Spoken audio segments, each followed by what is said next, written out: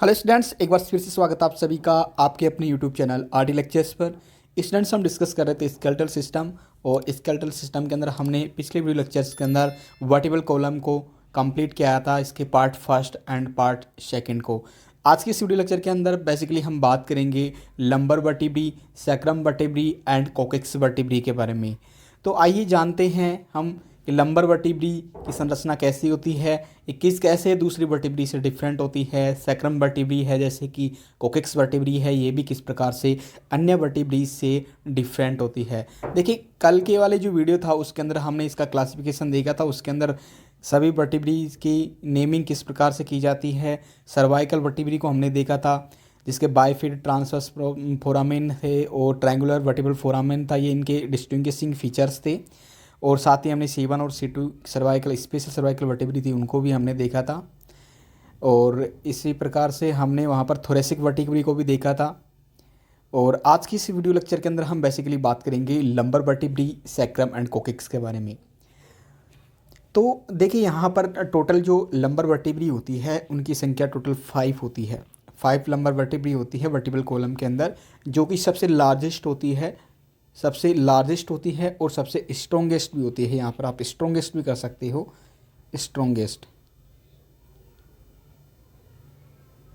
सबसे बड़ी और सबसे मजबूत जो वर्टिब्री होती है वर्टिब्रल कॉलम के अंदर वो होती है लंबर वर्टिब्री।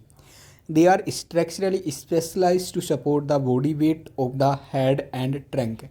बॉडी के जो हेड और ट्रंक वाला रीजन है उसके वेट को सपोर्ट करने के लिए स्पेशली ये क्या होती हैं, स्पेशलाइज्ड होती है, विशेष होती हैं ये उनको वेट को सपोर्ट प्रदान करने के लिए। बेसिकली आप देख सकते हैं कि जैसे ही हम वर्टिब्रल कॉलम के अंदर ऊपर से नीचे की तरफ आती हैं तो जो ये लंबर वर्टिब्री होती है इनका साइज इंक्रीज होता जाता है, यानी ये सबसे बड़ी वर्टिब्री होती है अपने वर्टिब्रल कॉलम के अंदर, और सबसे मजबूत होती हैं कि जो कि सारा जो बॉडी का वेट होता है, ऊपर ऊपरी बॉडी का वेट वो वेस्ट रीजन के अंदर यानी कि लंबर वर्टिब्री के ऊपर ही होता है।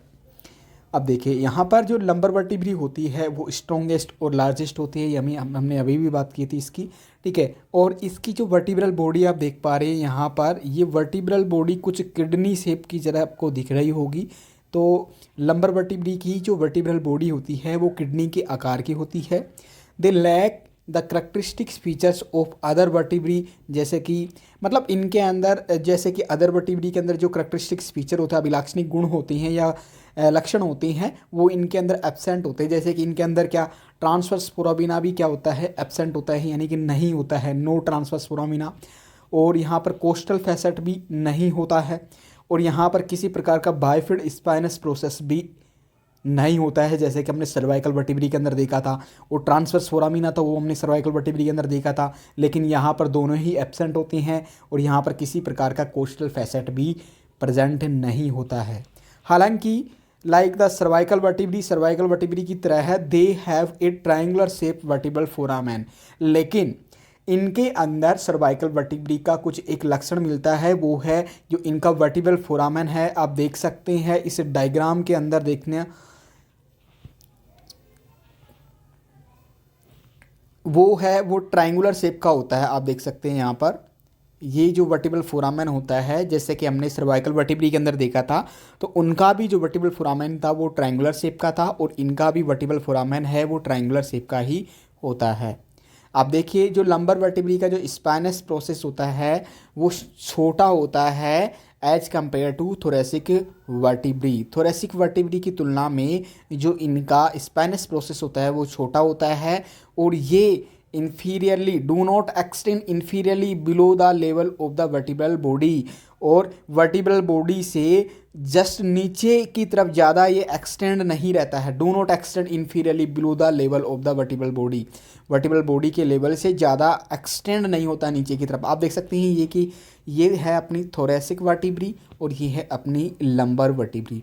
अब देखिए, इसका जो स्पाइनस प्रोसेस है वो कुछ इसके लेवल तक है, ठीक है, और जो इसका जो स्पाइनस प्रोसेस है वो नीचे की तरफ एक्सटेंड है, इन्फीरियरली एक्सटेंड है और पोस्टीरियरली है।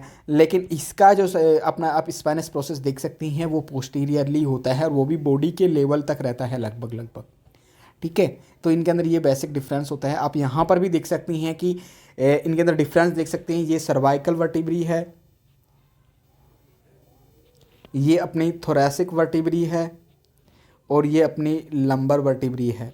ठीक है, तो इनके अंदर बेसिक डिफरेंस देख सकते हैं आप। एक तो देखिए इनके अंदर जैसे कि इनके अंदर वर्टिब्रल ट्रांसवर्स फोरामेन प्रेजेंट होता है, इन दोनों के अंदर ये एब्सेंट होता है। ठीक है, इसका जो वर्टिब्रल फोरामेन होता है वो ट्रायंगुलर शेप का होता है, इनका सर्कुलर होता है, लेकिन इसका भी सर्वाइकल के बराबर, सर्वाइकल के समान ही इनका भी ट्रायंगुलर शेप का होता है।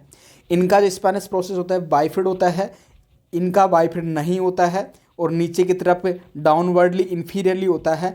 लेकिन इनका क्या होता है, इनका भी स्पाइनस प्रोसेस वो बाइफिड नहीं होता है, लेकिन ये बॉडी के लेवल तक ही रहता है, ये इन्फीरियरली नीचे की तरफ एक्सटेंड नहीं करता जिस प्रकार से ही थोरैसिक वर्टिब्री के अंदर एक्सटेंड करता है।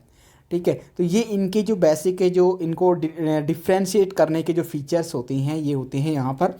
आप देख सकती हैं कि देखिए किस प्रकार से एक वर्टिब्री की ये जो बॉडी होती है उनके बीच में एक इंटरवर्टिब्रल डिस्क होती है, फिर उसके बाद में फिर दूसरी बॉडी होती है, और इनके जो इन्फीरियर आर्टिकुलर फैसेट्स होते हैं और सुपीरियर आर्टिकुलर फैसेट होते हैं, वहाँ पर एक जॉइंट बनता है जिसको अपन फैसेट जॉइंट भी बोलते हैं। और ये एक प्रकार का साइनोवियल जॉइंट ही होता है जिसके अंदर एक कैविटी स्पेस प्रेजेंट होता है और उसके अंदर साइनोवियल फ्लूइड प्रेजेंट होता है वहाँ पर। ठीक है, तो ये फैसेट जॉइंट ऐसा भी देखिए, इन्फीरियर आर्टिकुलर फैसेट है और सुपीरियर आर्टिकुलर फैसेट के बीच में ये जॉइंट बन रहा है दो वर्टिब्री के। ठीक है, और ये इसका स्पाइनस प्रोसेस हो गया। अब देखिए अब सैक्रम वर्टिब्री की बात करते हैं अपन। तो सैक्रम वर्टिब्री जैसा कि आप सभी को विदित है कि जो सैक्रम वर्टिब्री की संख्या होती है 5 सैक्रल वर्टिब्री होती हैं, और जो इनकी जो फ्यूजन की जो बिगिनिंग होती है बेसिकली सैक्रम और कोकिक्स की, वो 16 से 18 साल की जो उम्र होती है उसके अंदर ये कंप्लीटली क्या हो जाती हैं, फ्यूज हो जाती हैं और एक सिंगल बोन बना लेती हैं। यानी हम कह सकते हैं ये कंप्लीटली फ्यूज होकर एक ट्रायंगुलर शेप की एक सिंगल बोन बनाती हैं। 5 से ये सिंगल के अंदर कन्वर्ट हो जाती है। It articulate fifth thoracic vertebrae, ये ऊपर से अबाउ, ऊपर से ये 5वीं जो लंबर वर्टिब्री होती है उससे आर्टिकुलेशन करती है and articulate with the coccyx below the laterally, और नीचे से बिलो द नीचे मतलब नीचे से ये किससे, कोकिक्स से क्या करती है, बिलो आर्टिकुलेशन करती हैं, और लेटरली क्या किससे करती है, ये आर्टिकुलेट करती है किससे, इलियम बोन से, और एक जॉइंट बनाते हैं सैक्रोइलाइक जॉइंट। तो इस प्रकार से ये सैक्रोइलाइक जॉइंट का फॉर्मेशन करती है, लेटरली जुड़ के, नीचे से ये कोकिक्स से जुड़ी होती हैं और ऊपर से फिफ्थ लंबर वर्टिब्री से ये कनेक्शन बनाती है। The sacrum form the posterior pelvic wall, sacrum है ना, तो जो पेल्विक गर्डल है अपना, पेल्विक गर्डल की पीछे वाली दीवार बनाने का काम करता है, पोस्टीरियर वॉल को बनाने का काम करता है और उसको एक स्ट्रेंथ मतलब मजबूती प्रदान करता है, और पेल्विक गर्डल होता है उसको एक स्टेबलाइज करने का काम करता है। मतलब ये सैक्रम बोन होती हैं उसको स्टेबलाइज करती है और उसको मजबूती देती है पेल्विस को। तो ये इसका बेसिक फंक्शन होता है, उसकी पोस्टीरियर वॉल बनाना, उसको मजबूती प्रदान करना और उसको स्थिरता यानी स्टेबलाइज करना। इसके अंदर देखिए 4 सैक्रल फोरामिना प्रेजेंट होते हैं, वो सैक्रल फोरामिना से ही हम पता लगाते हैं कि ये कौन सी वर्टिब्री है। ठीक है, तो ये इसी वे सैक्रम वर्टिब्री के अंदर ही प्रेजेंट होते हैं सैक्रल फोरामिना। आप देख सकते हैं इसके अंदर यहाँ पर ये सैक्रल फोरामिना प्रेजेंट है, 4 है, 1 2 3 और 4। ठीक है, द बोन कंसिस्ट ऑफ, अभी बोन की बात करें तो ये कितने पार्ट्स के अंदर कंसिस्ट होती हैं, कितने भागों से मिलकर बनी होती है। देखो इससे बोन के अंदर, सैक्रल बोन के अंदर एक तो बेस होता है इसका, एक इसका अपेक्स होता है और इसके अंदर 4 सरफेस होती है, एक होती है एंटीरियर, एक होती है पोस्टीरियर। ठीक है, और जो 2 सरफेस होती है वो होती है ऑरिकुलर सरफेस। ऑरिकुलर सरफेस क्या होती है, जो इलियम बोन होती है उससे जॉइंट बनाती है सैक्रोइलाइक जॉइंट। ठीक है, और जो एंटीरियर और जो पोस्टीरियर सरफेस होती है वो इंटीरियर बनाती है पेल्विस का, एंटीरियर सरफेस तो, और पोस्टीरियर सरफेस उसके पेल्विस का जो वॉल बनाने का काम करती है, पीछे की वॉल बनाने का काम करती है। ठीक है, तो जो बेस होता है इसका आधार होता है वो आर्टिकुलेट करता है superiorly with the fifth lumbar vertebrae. अब देखिए ट्रायंगुलर शेप की कुछ ये बोन होती है। ठीक है, और जो इसका ये यहाँ पर आप देख पा रहे हैं ये इसका बेस होता है और यहाँ पर ये इसका अपेक्स होता है। तो अपेक्स किससे आर्टिकुलेट करता है, ये कोकिक्स से आर्टिकुलेट करता है इंफीरियरली। ठीक है, और जो ऑरिकुलर सरफेस होती है आप देख सकती है इसका लेटरल व्यू है, और लेटरल व्यू के अंदर ये जितनी सरफेस देख पा रही हैं ये है ऑरिकुलर सरफेस। ये ऑरिकुलर सरफेस ही इलियम बोन से आर्टिकुलेट करके एक जॉइंट बनाती है सैक्रोइलाइक जॉइंट। ठीक है। इसी प्रकार से जो अपनी कोकिक्स वर्टिब्री है जिसको अपन टेल बोन या पुश बोन भी कहते हैं, ठीक है। और ये अपनी जो वर्टिब्रल कॉलम होता है उसका टर्मिनल यानी कि सीमांत हिस्सा होती है, सीमांत पार्ट होती है जो टेल बोन या कोकिक्स बोन होती है वो। और ये भी देखिए 16 से 18 की साल के अंदर कम्प्लीटली ये क्या हो जाती है, ओसिफाई होकर एक सिंगल बोन बना लेती हैं। वैसे ये होती है अपने आप के अंदर 4 वर्टिब्री होती है, 1 2 3 और ये 4, ठीक है। ये 4 वर्टिब्री क्या है आपस में कंबाइंड होके एक सिंगल बोन बना लेती है और सिंगल कोकिक्स बोन को फॉर्म करती है 16 से 18 की उम्र के अंदर ये, ठीक है। और ये कंप्राइज होती हैं 4 वर्टिब्री से विच फ्यूज पर to produce a triangular shape. देखिए ये भी यहाँ पर क्या है, इसका भी शेप क्या है, यहाँ पर ट्रायंगुलर शेप की ही बोन होती है ये भी, ठीक है। जिस प्रकार से हमने देखा सैक्रल बोन को।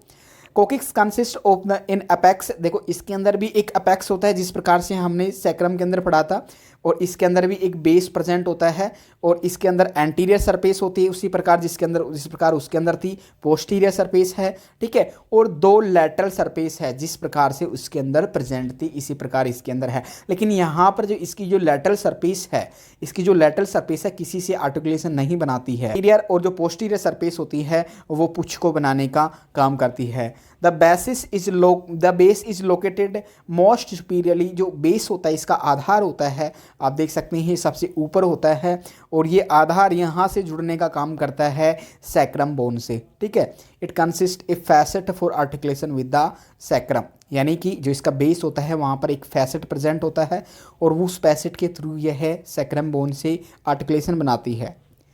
The apex is situated inferiorly, apex नीचे की तरफ सिचुएटेड होता है at the terminus of the vertebral column, जो वर्टिब्रल कॉलम का जो सीमांत रीजन होता है वहाँ पर जो इसका जो अपेक्स होता है वो स्थित होता है। ये किसी के साथ में आर्टिकुलेशन नहीं बनाता है, सिर्फ और सिर्फ इसका जो बेस होता है वही आर्टिकुलेशन बनाता है वो सैक्रम बोन के साथ, और कोई भी इसकी सतह या अपेक्स या फिर बोले इसकी जो लेटरल सरफेस होता है वो किसी के साथ आर्टिकुलेशन नहीं बनाती है।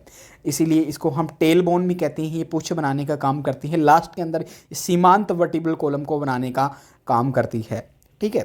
तो स्टूडेंट से इस प्रकार से आज के इस वीडियो लेक्चर को हम यहीं पे कंप्लीट करते हैं। तो कैसी लगी आपको वीडियो लेक्चर कमेंट बॉक्स में ज़रूर बताएं, और यदि आप चैनल पर नए हैं तो चैनल को सब्सक्राइब कर लिए और बेल आइकन प्रेस कर ले ताकि आने वाली सभी वीडियो लेक्चर्स की नोटिफिकेशन से आप अपडेट रहें। नेक्स्ट वीडियो लेक्चर होगा हमारा, वो होगा अपना अपेंडिकुलर स्केलेटल सिस्टम के ऊपर। ये हमारा एक्सियल स्केलेटल सिस्टम आज यहाँ पर कंप्लीट होता है। तो न्यू वीडियो लेक्चर के अंदर हम बात करेंगे बेसिकली यहाँ पर अपेंडिकुलर स्केलेटल सिस्टम की। तब तक के लिए बाय बाय।